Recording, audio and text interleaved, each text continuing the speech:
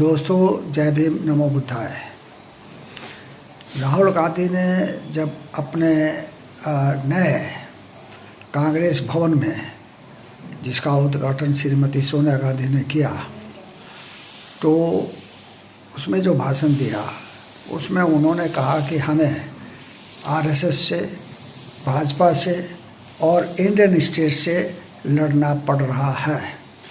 इसको आरएसएस और भाजपा ने दूसरे तरीके से लिया और उन्होंने ये जो है अपना विरोध प्रकट किया कि राहुल गांधी तो देशद्रोह का काम कर रहे हैं, राजद्रोह का काम कर रहे हैं, क्योंकि वो देश से लड़ने की बात कर रहे हैं, जबकि उनका मतलब ये नहीं था। राहुल गांधी का मतलब इंडियन स्टेट से था, जो केंद्र सरकार है। केंद्र सरकार जो है वही इंडियन स्टेट है एक तरह से, और वो उसने जिस तरह से सारे ही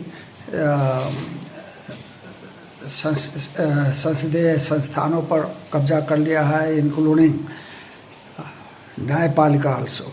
न्यायपालिका में भी जो जजमेंट आ रहे हैं, जो आए हैं, जैसे टी.वाई. चंद्रचूड़ के समय पर आए या तरुण गोगोई के समय पर आए, तो ये प्रकट करता है कि न्यायपालिका पर भी जो है आरएसएस का और भाजपा का प्रभाव है। दरअसल में कहने को तो नरेंद्र मोदी देश के प्रधानमंत्री हैं, लेकिन दरअसल में सरकार को जो है आरएसएस चला रही है, क्योंकि सरकार के जितने भी संस्थान हैं, जितने भी संसदीय संस्थान हैं, जितने भी पावरफुल संस्थान हैं, उन सब में मोदी ने आरएसएस के लोगों को भर दिया है। अब वो सिर्फ बयानबाजी करते हैं, इधर से उधर जाते हैं, उद्घाटन करते हैं, कहीं विदेश यात्रा करते हैं, कहीं देश में यात्रा करते हैं। इसके अलावा उनका और कोई काम नहीं है। देश को चलाने का जो काम है वो आज की तारीख में आरएसएस ही कर रही है। और आरएसएस ने जो ये कहा है कि राम मंदिर के प्राण प्रतिष्ठा के समय से असली आज़ादी मानी जाएगी, तो ये क्या है? ये क्या देशद्रोह नहीं है?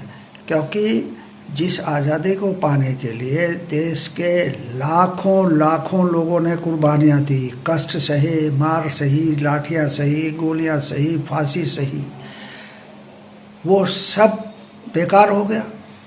जितने भी लोगों ने अपनी कुर्बानियाँ दी, जितनी माओं ने अपने बेटों को खोया, जितनी बहनों ने अपने भाइयों को कहा, जितनी पत्नियों ने अपने पतियों को खोया, क्या उसका कोई अर्थ नहीं है? ये कहना कि राम मंदिर के प्राण प्रतिष्ठा, अरे राम मंदिर तो आप क्या कहते हैं, अंग्रेज़ों को कहते तो वैसे ही एक छोड़ 10 राम मंदिर बना देते आपके लिए, और आप उनकी चाटुकारिता करते रहते, जैसे कि आपने आज़ादी के समय पर किया। आपने क्या किया है? आज़ादी के समय पर स्वतंत्रता संग्राम का विरोध किया है, अंग्रेज़ों की चाटुकारिता की है, और जो हमारे अंदर युवा तुर्क थे जिन्होंने अपनी शहादत दी, उनकी मुखबिरी करते थे। तो ये करने वाले लोग ये आज क्या ये अपना देशभक्त हो गए हैं? ये तो दरअसल में देशद्रोही हैं। और उनका ये कहना कि भाई वास्तव में जो आज़ादी है वो तो राम मंदिर के प्राण प्रतिष्ठा में के दिन से हुई है, तो ये तो पागलपन है, ये तो बेवकूफ़ी है, ये तो हद दर्जे की जहालत है अगर ये ऐसा कह रहे हैं। और मैं समझता हूँ कि जो मोहन भागवत हैं, जो इसके आरएसएस के सर्वेसर्वा है इस समय, उनको इतिहास पढ़ना चाहिए, उनको जो है हमारी स्वतंत्रता संग्राम के बारे में सही जानकारी प्राप्त करनी चाहिए, और फिर उसके बाद उनको कुछ वक्तव्य देना चाहिए। इस तरह का नहीं है। और राहुल गांधी ने सही कहा है कि अगर किसी और देश में मोहन भागवत ने ऐसा कहा होता तो उनके ऊपर देशद्रोह का मुकदमा चलता, और ये बिल्कुल सच है।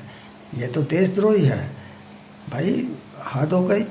यानी कि देश की कुर्बानियों को आप नकार रहे हैं, देश के संविधान को आप नकार रहे हैं। भाई जो